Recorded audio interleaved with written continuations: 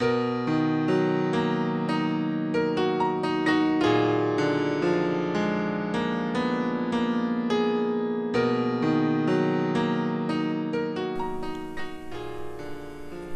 السراب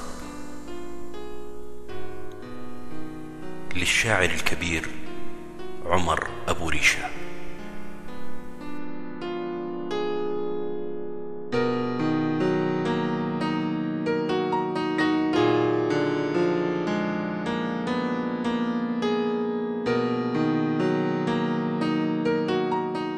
كم جئت أحمل من جراحات الهوى نجوى يرددها الضمير ترنما،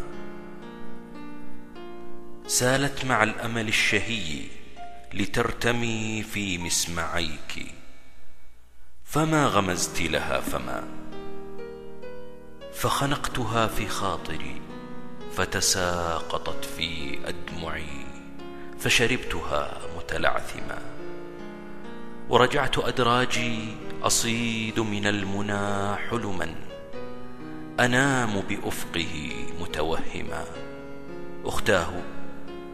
أختاه قد أزف النوى، فتنعمي بعدي، فإن الحب لن يتكلما.